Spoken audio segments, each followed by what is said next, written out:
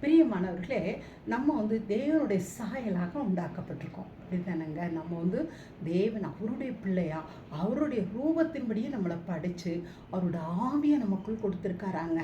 இந்த உணர்வு நமக்குள்ளே வரும்போது என்ன நடக்குதுன்னுட்டா, நம்ம சுற்றிலும் நம் தேவனை போல நம்ம நடக்கிறத பார்க்கலாங்க.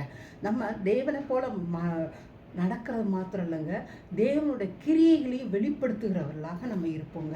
அதுதாங்க நீங்கள் ஆதி ஆமாம் பார்த்தீங்கன்னு வச்சுக்கோங்களேன், 5ஆம் அதிகாரத்தில் பார்த்தீங்கன்னா 3ஆம் வசனத்தில் போட்டிருக்கு, ஆதாம் என்ன செய்தான்னா தன்னுடைய சாயலாக தன்னுடைய ரூபத்தின்படி அவன் சேத்துன்னு ஒருத்தர் பெற்றுக்கோ ஒரு மகனை பெறானாங்க.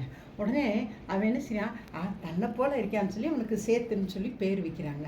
அப்போ ஏற்கனவே காயின்லாம் பிறந்திருக்காப்புல, ஆபேல் பிறந்திருக்காப்ப, அவங்களாம் அப்போ ஆதாம் போல் இல்லையா? அப்படி ஒரு சிந்தனை வருதா இல்லையாங்க? அப்படி ஒரு கேள்வி வருதா இல்லையாங்க? அப்போ ஏன் இது இப்படி சொல்கிறான்னு கேட்டிங்கன்னா, தேவ சாயல் ஆதாம் உருவாக்கப்பட்டான். அவன் உருவாக்கப்பட்டு இப்போ தான் அவன் கண்கள் திறக்கப்படுது. அப்போ நான் கடவுளுடைய சாயல்னா என்னோட பிள்ளைகள் எல்லாரும் கடவுளுடைய சாயல்னு சொல்லி நினைக்கிறாங்க. அது நினச்ச உடனே அடுத்து என்ன தெரியுங்களா நடக்குது? சேத்துக்கு பிறந்த ஏனோஸ் பிறந்த உடனே எல்லாரும் கடவுளை தொழுது கொள்ள ஆரம்பித்தாங்களாம். அப்போ நான் கடவுளை போல இருக்கிறேன் அப்படின்னு சொல்லி கடவுள் என்னை அவருடைய பிள்ளையாய் படைச்சிருக்காரு, அவருடைய ஆவி எனக்குள்ளே இருக்குது, அவருடைய சாயல் எனக்குள்ளே இருக்குங்கிற உணர்வு வரும்போது தாங்க நம்ம கடவுளை கிட்டி சேருவோம். எனவே கடவுளை கிட்டி சேரணும்னா நான் அவரோட பிள்ளைன்னு சிந்தனை வரும்போது தாங்க, நம்ம அவரோட பிள்ளைன்னு சிந்தனை வரும்போதுதே அவர் என்னை ஏற்றுக்கொண்டாருங்கிற உணர்வும் வருங்க. தேங்க்யூங்க. காட் பிளஸ் யூங்க.